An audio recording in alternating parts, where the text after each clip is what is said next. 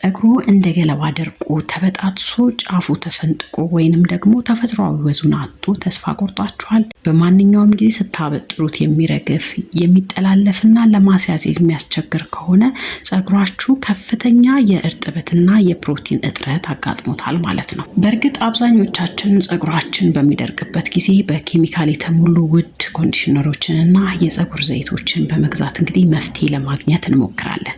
ነገር ግን የጸጉር የሕክምና ጥናቶች እንደሚያሳዩት የደረቀና የተበጣጠሰ ጸጉር ያላቸው ሰዎች እንግዲህ ከ82 በመቶ በላይ የሚሆኑ ጸጉራቸውን ተፈጥሯዊ ፕሮስፐሪቲ ወይንም ደግሞ የእርጥበት መያዝ አቅም ሳይረዱ የተሳሳቱ ዘይቶችንና ከፍተኛ ሙቀትን በመጠቀማቸው ምክንያት ጸጉራቸውን ውጫዊ ሽፋን ወይንም ደግሞ ኩቲክል የሚባለውን ሙሉ በሙሉ ያበላሹታል ማለት ነው። በዚህ ቪዲዮ የጸጉር መድረቅና መበጣጠስ ዋና ሳይንሳዊ ምክንያቶችን በቤት ውስጥ የምናዘጋጃቸውን 4 ኃይለኛ ተፈጥሯዊ የጸጉር ማለስለሻና ማከሚያ ውህዶች እና በ45 ቀናት ውስጥ የጸጉራችሁን ለስላሴና የመለጠጥ አቅም ሙሉ ለሙሉ የሚመልሱበትን የተቀናጀ ቪዲዮ ነው ይዤላችሁ የመጣሁት። ቪዲዮውን እንግዲህ እስከ መጨረሻው ከተከታተላችሁ ስለ ጸጉር እርጥበት አያያዝ ያሉትን እይታ እንግዲህ ሙሉ ለሙሉ የሚቀይር እውቀትን ታገኛላችሁ።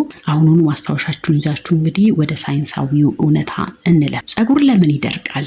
ለምንስ ይበጣጠሳል? ለመሆኑ የጸጉር መድረቅና መበጣጠስ የሚፈጠርበት ዋና ምክንያትስ ምንድን ነው? እያንዳንዱ የጸጉራችን ዘንግ በውጫዊ በኩል ኩቲክል በተባለ የከረጢት መሰል ሽፋን ተሸፍኗል። ይህ ሽፋን እንግዲህ ልክ እንደ ጣሪያ አንዱ ባንዱ ላይ እንግዲህ ተደራርቦ የተቀመጠ ሲሆን በውስጡ ያለው እርጥበትና ፕሮቲን እንግዲህ ይዞን ለመቀመጥ ይረዳዋል ማለት ነው። ይህንን የመጠበቅ ኃላፊነትም አለበት። ጸጉርም እንግዲህ የሚደርቀውና የሚበጣጠሰው በእነዚህ ምክንያት ነው። አንደኛ ይህ ኩቲክል የተባለው ሽፋን እንግዲህ በመከፈትና በመጎዳት ምክንያት ነው ማለት ነው። ከፍተኛ ሙቀትን ስንጠቀም እነዚህ ኤር ድራየሮችን በብዛት የምንጠቀም ከሆነ ጸጉርን በቀለም ወይንም በብሊች እንግዲህ ለመቀየር ስንሞክር እንዲሁም ደግሞ ጠንካራ የሆኑ ሻምፖዎችን እንግዲህ በተደጋጋሚ ስንጠቀም የጸጉር መድረቅና መበጣጠስ ይመጣል ማለት ነው። ሁለተኛው የፕሮቲንና የእርጥበት ሚዛን መዛባት ነው። እንግዲህ መበጣጠስና የድርቀትን የሚያመጣው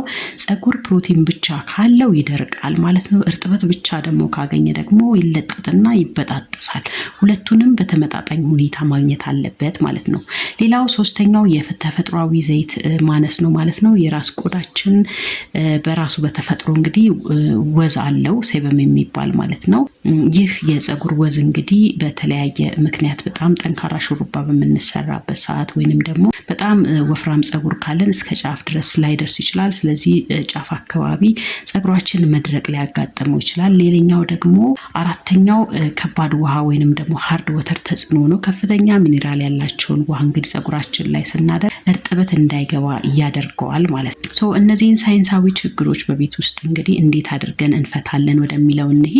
አንደኛው የምንሰራው የአቮካዶና የሙዝ ጥልቅ የሆነ ዲፕ ኮንዲሽኒንግ ማስክ ነው ማለት ነው።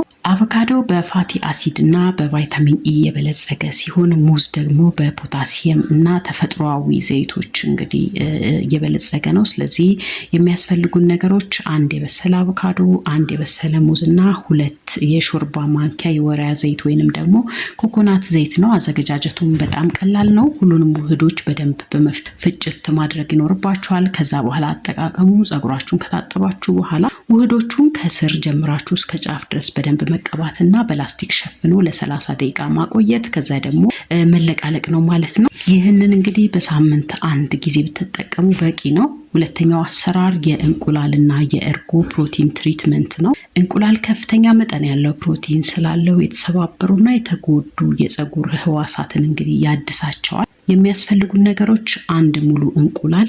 ጸጉራችሁ እንግዲህ ቅባታማ ከሆነ የእንቁላሉን ነጭ ፓርት ብቻ መጠቀም ትችላላችሁ። ለደረቅ ጸጉር ደግሞ አስኳሉን ብቻ መጠቀም ትችላላችሁ። ከዛ በኋላ 3 የሾርባ ማንኪያ ያልጣፈጠ ወይንም ስኳር የሌለውን እርጎ መጠቀም ይኖርባችኋል። አዘገጃጀቱ እንቁላሉንና እርጎን በደንብ ማደባለቅ ነው። ከዛ በኋላ ፀጉራችሁ ላይ እንግዲህ ተቀብታችሁ ለ20 ደቂቃ ማቆየት። በጭራሽ ለብ ባለ ውሃ መታጠብ አይኖርባችሁም። ምክንያቱም እንቁላሉ ፀጉር ላይ እንዳይበስል ሁል ጊዜ በቀዝቃዛ ውሃ ነው መታጠብ የሚኖርባችሁ። ይህንን እንግዲህ በወር 1 ጊዜ ወይንም 2 ጊዜ ብትጠቀሙት በቂ ነው። ሶስተኛው የኮኮናት ዘይትና የሙቀት ዘይት ትሪትመንት ነው። ማር ተፈጥሯዊ ሁመክታንት በመሆኑ አየር ላይ ያለውን እርጥበት ስቦ ፀጉር ላይ ያቆየዋል ማለት ነው።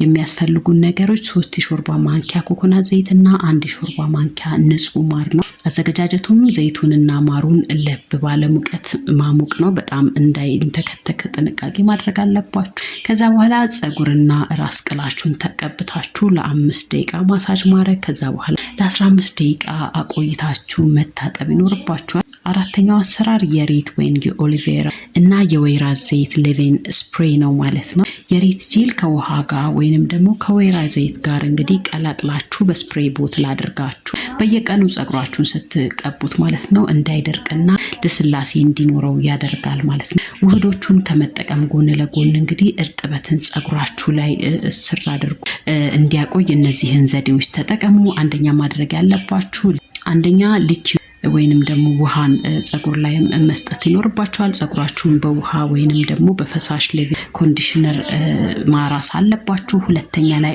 ኦይል ወይንም ደግሞ ክሬም ማድረግ አለባችሁ። እንደ አቮካዶ ወይንም ደግሞ ሺያ በተር ያሉ ወፍራም ክሬሞችን መቀባት። ሶስተኛ ላይ ማድረግ ያለባችሁ ሲሊንግ ኦይል እንደ ጆጆባ ወይንም ደግሞ አርገን ዘይት ያሉ ቅባቶችን እንግዲህ ከላይ ደረባችሁ መሸፈንና ማሸግ አለባችሁ ማለት ነው። ይህ አሰራር እንግዲህ እርጥበትን ከፀጉር ውስጥ እንዳይበንና እንዳይደርቅ ለማድረግ ነው ማለት ነው።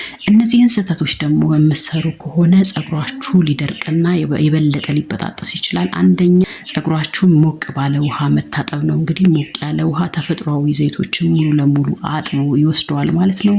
ሁለተኛ ፀጉራችሁን በፎጣ በኃይል ማሸት ነው። ፎጣ ከምትጠቀሙ ይልቅ ከጥጥ የተሰሩ ቲሸርቶችን እንግዲህ ቀስ ብላችሁ በሱ አድርጋችሁ ወዙን ወይንም ደግሞ ውሃውን እንዲመጥ ማድረግ ትችላላችሁ። ሶስተኛው ሰልፌት እና ፓራቤንስ ያላቸውን ጠንካራ ሻምፖዎች በብዛት መጠቀም ነው።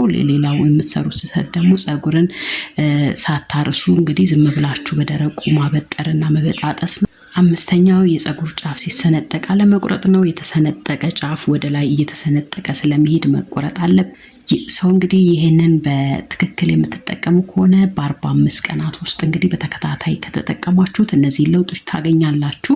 ከ1 እስከ 10 ቀን ውስጥ የፀጉር ድርቀት እንግዲህ ይቀንሳል። የመበጣጠስና የመጠላለፍ ሂደቱም ይጠፋል ማለት ነው። ከ11 እስከ 25 ቀን ባለው ደግሞ የፀጉር ልስላሴና የመለጠጥ አቅም ይጨምራል። እንዲሁም ደግሞ ስታበጥሩት አይረግፍም ማለት ነው። ከ26 እስከ 45 ቀን ባለው ደግሞ ፀጉራችሁ ተፈጥሯዊ ወዙ ብሩህነቱ ይመለሳል። ወፍራምና ጤናማ ይሆንላችኋል ማለት ነው። ዋናው ሚስጥር ጽናትና ሳያቋርጡ በስነ ስርዓት መጠቀም ያስፈልጋል። ለዛሬ ይዤላችሁ የመጣሁት ቪዲዮ ይህንን ይመስላል። ቪዲዮውን ከወደዳችሁት ላይክ በማድረግ ለወዳጅ ዘመዶቻችሁ ሼር በማድረግና ሰብስክራይብ በማድረግ አበረታቱኝ።